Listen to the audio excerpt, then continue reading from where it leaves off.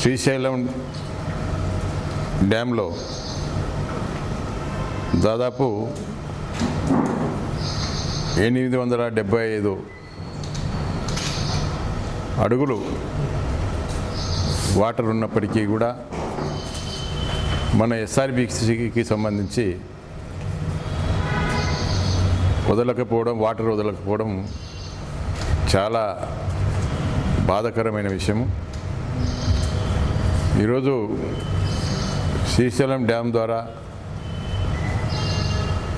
ఈరోజు గోరకర్లకు నీళ్ళు వస్తూ ఉన్నాయి. అదేవిధంగా అక్కడ పక్కనున్న మల్యాలకు, అంద్రినివాకు వాటర్ వస్తూ ఉంది. మరి మన ఎస్ఆర్బిసికి మాత్రం ఈరోజు వాటర్ ఇవ్వకుండా ముఖ్యంగా అధికారులు ఈరోజు అడ్డుకోవడం జరుగుతూ ఉంది. ఎందుకంటే ఏదైనా కూడా ఎస్ఆర్బిసి ద్వారా వాటర్ ఇస్తే చాలా చోట్ల చిన్న చిన్న చెరువులు, కుంటలు, పశువులు తాగేదానికి కొంత వాటర్ టేబుల్ కూడా పెరిగేదానికి కూడా అవకాశం ఉంది. మీరే చెప్పినారు ఆరుతడి పంటలు వేసుకోండి, మీరు ప్యాడీ వేయొద్దని చెప్పి. కనీసం ఆరుతడి పంటలకైనా కూడా ఈరోజు మొక్కజొన్న ఈరోజు రైతులు నష్టపోతూ ఉన్నారు, ఎండిపోతూ ఉంది. కనీసం ఆ మొక్కజొన్నకైనా కూడా వాటర్ వదలకుండా మరి ఫ్లడ్ కెనాల్ అయినటువంటి గాలేరు నగరి ద్వారా అవుకు రిజర్వాయర్కు నింపుతామని చెప్తా ఉన్నారు. అంటే ఎప్పుడైనా కూడా ఫ్లడ్ వచ్చినప్పుడు ఏదైనా ఎక్సెస్ వాటర్ అయినప్పుడు మాత్రమే ఆ గాలేరు నగరికి వాటర్ వదలాల్సిన పరిస్థితి. కానీ ఎప్పుడూ లేని విధంగా మరి కొత్త సాంప్రదాయం తీసుకొని వస్తూ ఉన్నారు. ఈరోజు మేము ఒకటే డిమాండ్ చేస్తూ ఉన్నాం, మీరు ఎందుకు ఎస్ఆర్బిసికి వాటర్ వదలకుండా గాలేరు నగరి ద్వారా ఎందుకు అవుకు రిజర్వాయర్కి పంపిస్తూ ఉన్నారు?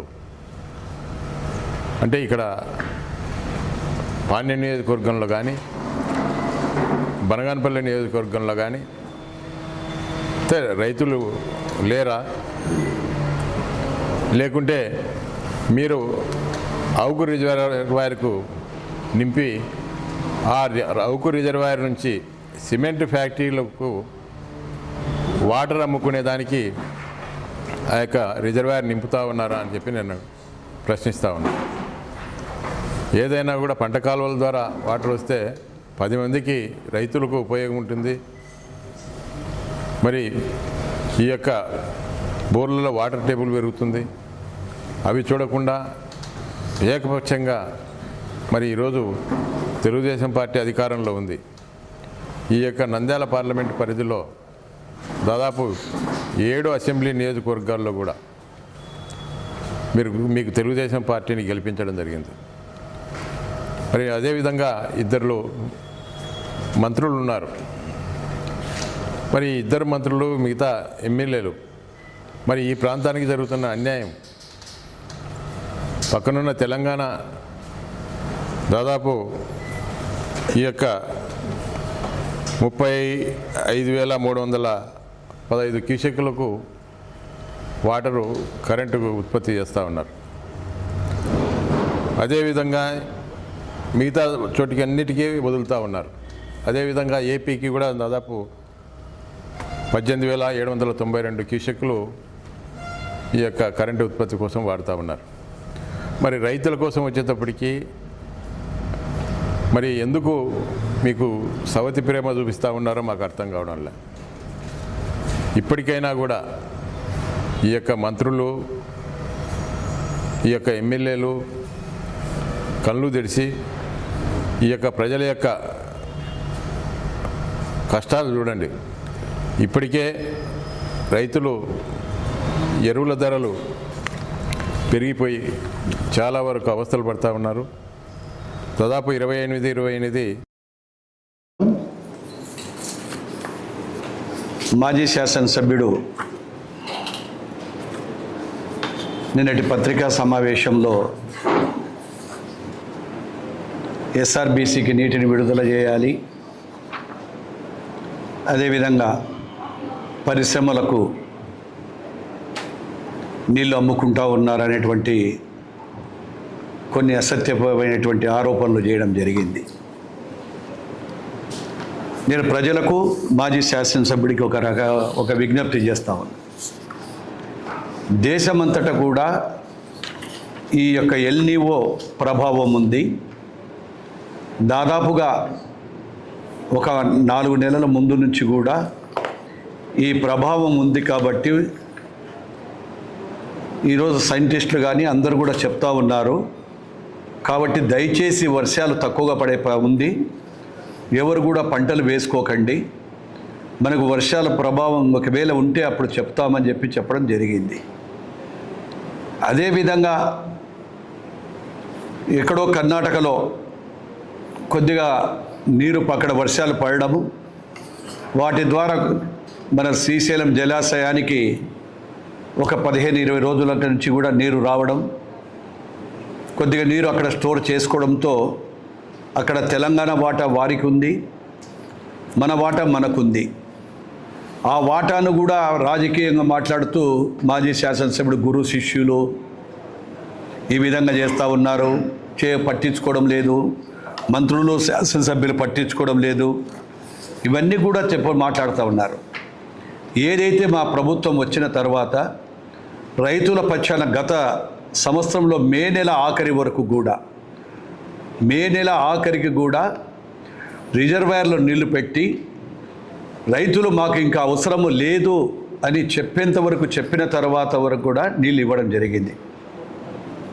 అవన్నీ కూడా చూడకుండా రాజకీయ లబ్ధి కోసం కేవలం కొన్ని వర్గాల రైతులను రెచ్చగొట్టడానికి ఈరోజు ఎస్ఆర్బీసీ ద్వారా నీళ్ళు ఇవ్వవచ్చు కదా అవుకు రిజర్వాయర్కు.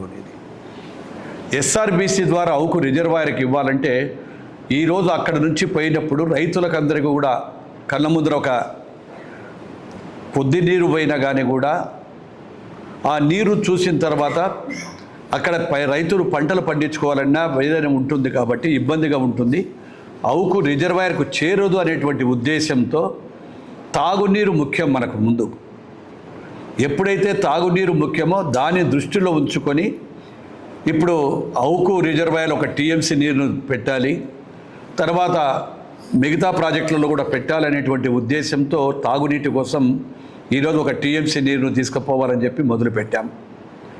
ఎందుకంటే జిఎన్ఎస్ఎస్ ద్వారా అయితే ఎక్కడ కూడా నీరు వృధా కాదు, జిఎన్ఎస్ ద్వారా డైరెక్ట్గా అక్కడికి వెళ్తుంది.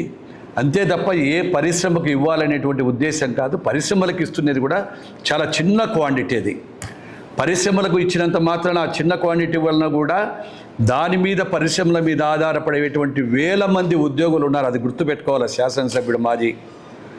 అది వాళ్ళ వ్యాపారం కోసం కాదు,